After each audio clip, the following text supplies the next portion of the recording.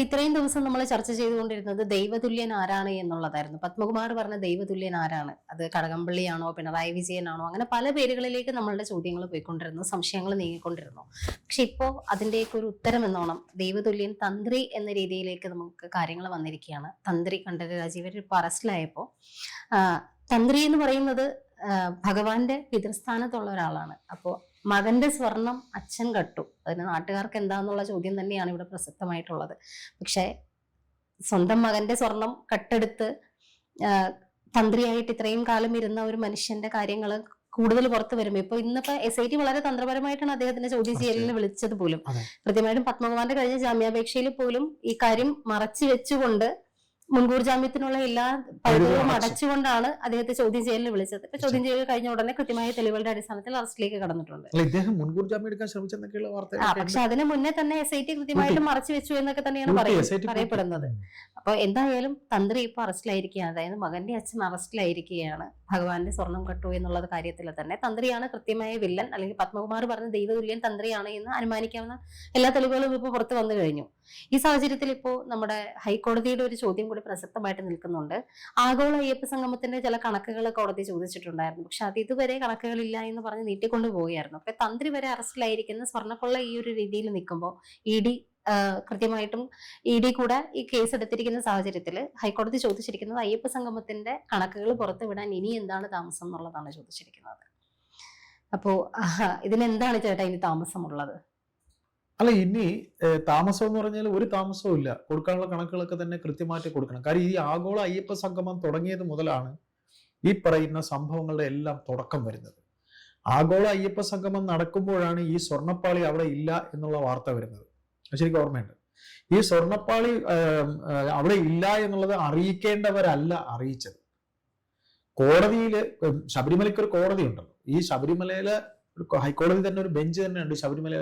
നമ്മളീ പറഞ്ഞ മൈനർ ആയതുകൊണ്ട് തന്നെ, അയ്യപ്പൻ മൈനർ ആയതുകൊണ്ട് തന്നെ അയ്യപ്പന്റെ കാര്യങ്ങൾ നോക്കുന്നതിന് ഒരു തന്ത്രിക്കൊപ്പം തന്നെ അതിന്റെ ഒരു മേൽനോട്ടം കോടതിക്ക് ഉള്ളത് കൊണ്ടാണ് കോടതിയിൽ നിയുക്തനായ ഒരു ഉദ്യോഗസ്ഥൻ, ജഡ്ജിന് സമാനമായ, ഹൈക്കോടതി ജഡ്ജിന് സമാനമായ ഒരു ഉദ്യോഗസ്ഥനാണ് ഇത് കണ്ടുപിടിക്കുന്നത്. എവിടെ ഈ പാളി എന്ന് ചോദിക്കുമ്പോൾ വളരെ നിസ്സാരമായിട്ടാണ് ആദ്യം വരുന്ന മറുപടികളൊക്കെ.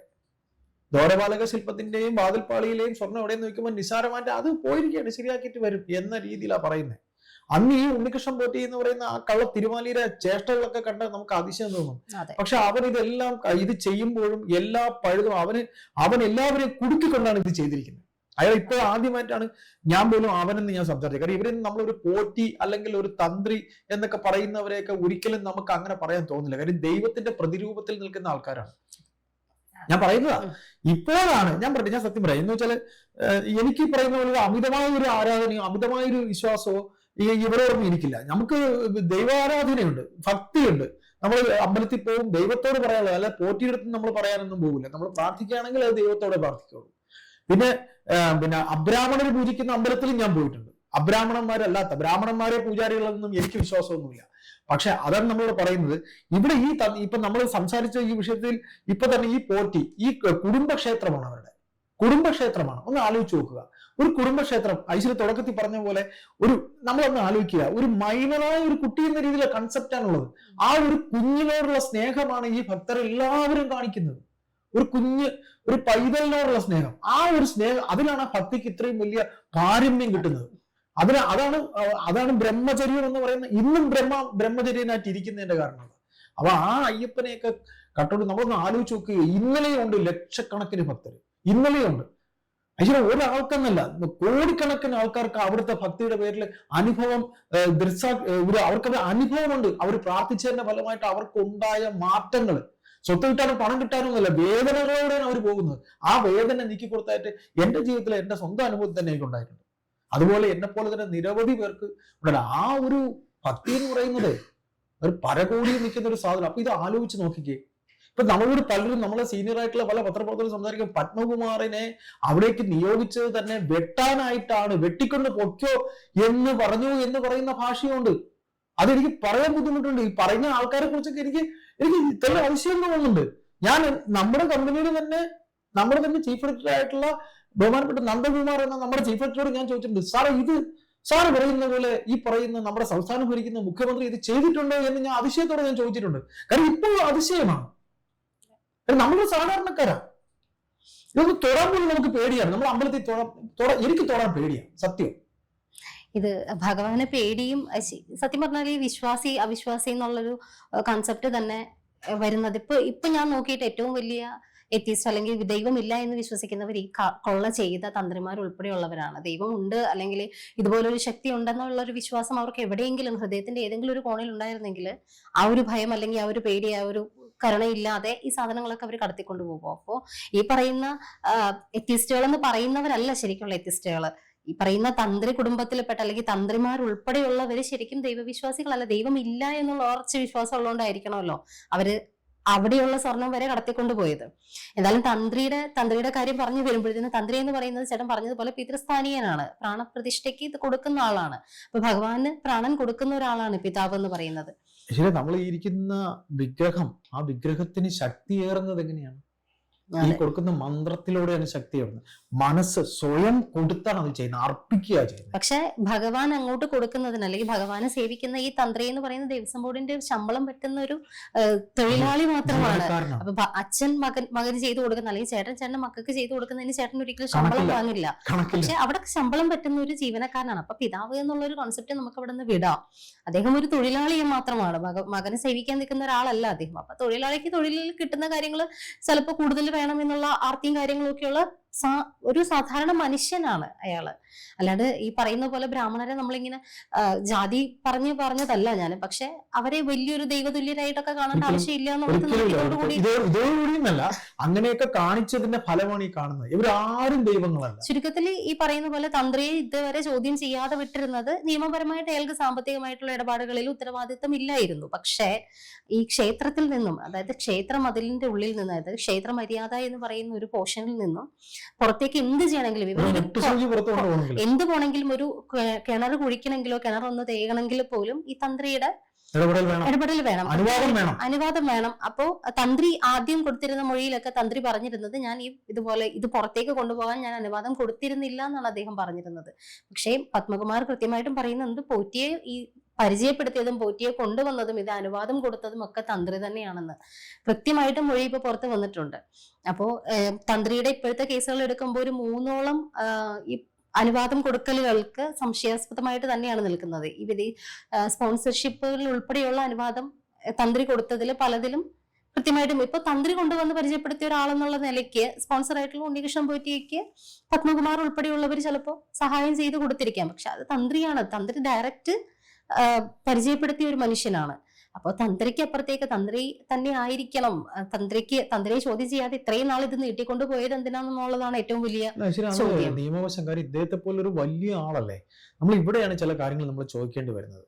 അതായത് ഈ പറയുന്ന രീതിയിൽ തന്ത്രിയെയാണ് ഇതിലിപ്പോ അവസാനം അറസ്റ്റ് ചെയ്യുന്നത്. ഏതെങ്കിലും പ്രതിപക്ഷ നേതാക്കളിൽ ആരെങ്കിലുമോ ഈ പറയുന്ന പോലെ എന്തുകൊണ്ട് തന്ത്രിയെ അറസ്റ്റ് ചെയ്തില്ലെന്ന് ആരും ചോദിച്ചില്ല. സംഘികൾ ആരെങ്കിലും ചോദിച്ചോ? ഇല്ല. സുരേന്ദ്രൻ ചോദിച്ചോ? പ്രതിപക്ഷ നേതാവ് ചോദിച്ചോ? ആരും ഇതുവരെ ചോദിച്ചില്ലല്ലോ. അപ്പൊ ഇവിടെയാണ് ഐശ്വര്യ പറഞ്ഞത് അദ്ദേഹത്തിന് എത്രമാത്രം പവർ ഇവർക്കിടയിലൊക്കെ ഉണ്ട്. ആ പവർ എന്താണെന്ന് മനസ്സിലായോ?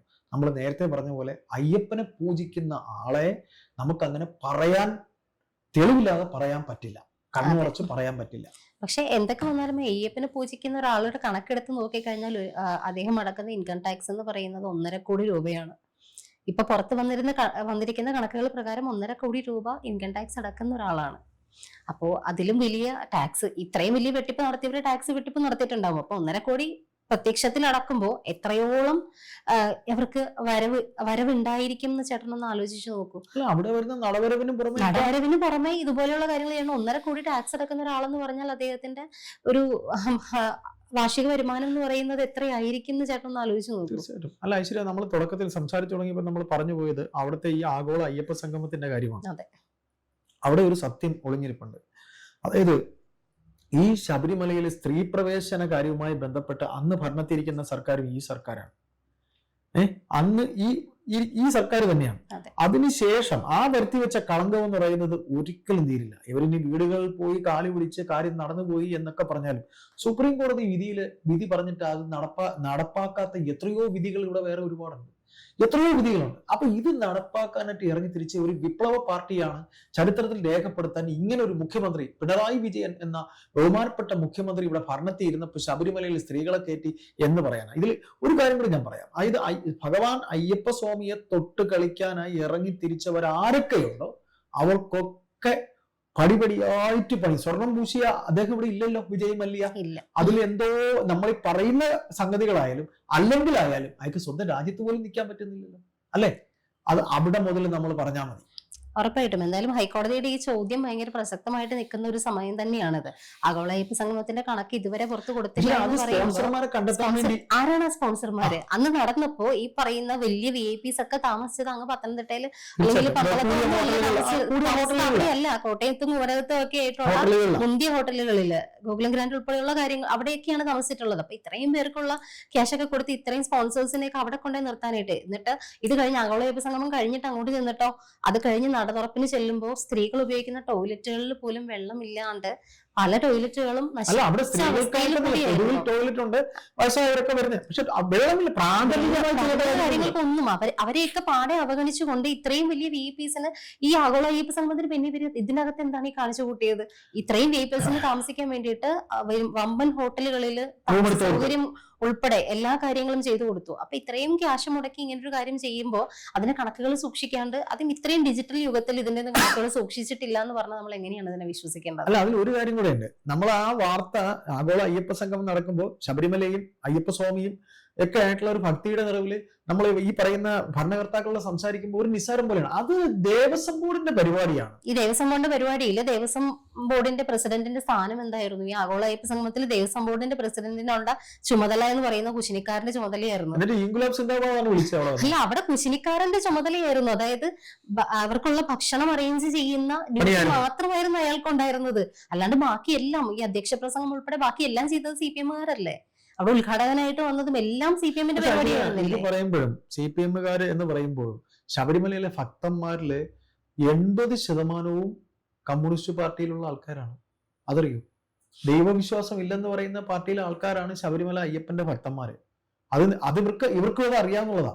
പിന്നെ നമുക്ക് ഇതുകൂടെ പറഞ്ഞുകൊണ്ട് അവസാനിപ്പിക്കാം. അതായത് ഈ ശബരിമലയിലെ സ്ത്രീ പ്രവേശനവുമായി ബന്ധപ്പെട്ട് ഇറങ്ങി പുറപ്പെട്ടവരിലൊക്കെ തന്നെ ഉണ്ടായിട്ടുള്ള വാർത്ത, എനിക്കത് ഈ വേദിയിൽ പറയാനും ബുദ്ധിമുട്ടുണ്ട്. ഈ നവീൻ ബാബു എന്ന് പറയുന്ന ഉദ്യോഗസ്ഥൻ ഇതുമായി ബന്ധപ്പെട്ട് ഇറങ്ങിയ ഉദ്യോഗസ്ഥനാണ്. ഞാൻ ഈ അടുത്ത കാലത്താണ് അത് അറിയുന്നത്.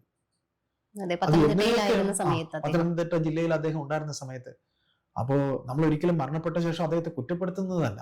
പക്ഷെ ആരൊക്കെ ഇപ്പോ ഈ പറയുന്ന, നമുക്ക് ഒന്നുകൂടെ പറയാം, ഈ ശങ്കരദാസനെ എന്തിനാ ഇനി വെച്ചോണ്ടിരിക്കുന്നത്? ശങ്കരദാസനെ എന്തുകൊണ്ട്? അതും ഈ പറയുന്ന വളരെയധികം SIT അന്വേഷണ സംഘത്തിന് മേൽ ഒരു വല്ലാത്ത കടിഞ്ഞാണ് ഇതിന്റെ പിന്നിലുണ്ട്. ഇത് ഈ പറയുന്ന ഈ തന്ത്രി അറസ്റ്റ് ചെയ്ത് ഈസി ആയിരുന്നു എന്ന് നമുക്ക് കരുതാൻ പറ്റും. നമ്മൾ കേൾക്കുന്ന വാർത്തകളിലൊക്കെ കേൾക്കുമ്പോൾ എന്തുമാത്രം സമ്മർദ്ദം ഉണ്ടായിരുന്നു. ആ പറയുന്ന വ്യക്തിയെ ലോക്ക് ചെയ്യണമെങ്കിൽ നിയമം വേണം. കേവലം ഉണ്ണികൃഷ്ണൻ പോറ്റിക്ക് പൈസ കൊടുത്തു, വാങ്ങിച്ചു, വിളിച്ചു എന്ന് പറഞ്ഞാൽ നടക്കില്ലല്ലോ, അല്ലേ?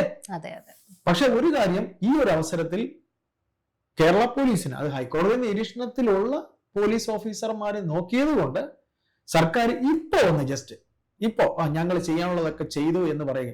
ഇനി അങ്ങോട്ട് കടകംപള്ളിയെ അറസ്റ്റ് ചെയ്യുമോ എന്നുള്ള കാര്യം ഇപ്പൊ പറയുന്നത് കടകംപള്ളിയെ ചോദ്യം ചെയ്യും, കടകംപള്ളി അറസ്റ്റ് ചെയ്യും. പക്ഷെ എനിക്ക് തോന്നുന്നില്ല ഈ ഒരു കാര്യത്തിൽ നമുക്ക് അങ്ങ് കണ്ണുപൂട്ടി എന്ന് വിശ്വസിക്കാനൊന്നും പറ്റില്ല. ഈ ഒരു കണ്ടനെ പിടിക്കുന്നു, അവിടെ വെച്ച് നിർത്തുമോ, ഇനി അങ്ങോട്ട് പോകുമോ എന്നുള്ള കാര്യം എനിക്ക് വലിയ വിശ്വാസമില്ല. ഇപ്പൊ ഇത് അറസ്റ്റ് ചെയ്തപ്പോ നമുക്കൊരു കടകംപള്ളി മറ്റെന്തെങ്കിലും കൂടെ പറയാനുണ്ടോ? ഇല്ല, ഉറപ്പായിട്ടും കടകംപള്ളിയെ കൂടി വിട്ടുകളയും.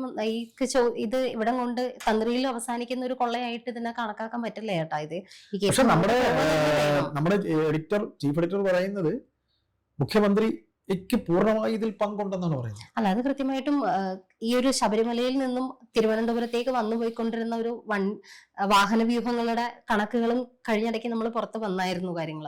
ശബരിമലയിൽ നിന്നും ഔദ്യോഗികമല്ലാതെ അനൌദ്യോഗികമായിട്ട് ക്ലിഫ് ഹൗസിലേക്ക് വാഹനങ്ങൾ വന്നു പോകുന്നു എന്നുള്ളൊരു ആരോപണം കൂടി ഇതിന് പിന്നിൽ നിൽക്കുന്നുണ്ട്.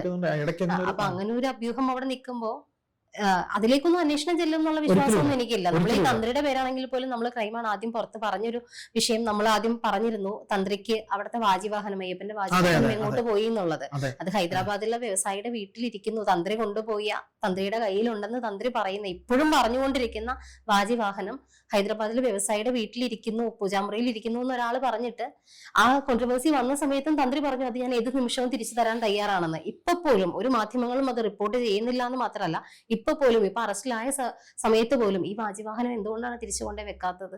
ഭഗവാന്റെ വാജിവാഹനം മാറ്റി പുതിയത് പണിതു, പക്ഷെ ആ വാജിവാഹനം നശിപ്പിച്ചു കളയേണ്ടതാണ്. അതിൽ നിന്ന് ചൈതന്യം പോയൊരു സാധനമാണ്. അതപ്പോ തുല്യമായിട്ടുള്ള ഒരു കാര്യമാണ്. പക്ഷെ അത് തന്ത്രിക്ക് എന്ത് അവകാശമാണ് അതിലുള്ളത്? തന്ത്രി കൊണ്ടുപോയി എന്ന് പറയുന്നത് തന്ത്രിയുടെ കയ്യിൽ ഇപ്പോഴും ഉണ്ടെന്ന് തന്ത്രി വാദിക്കുന്നു.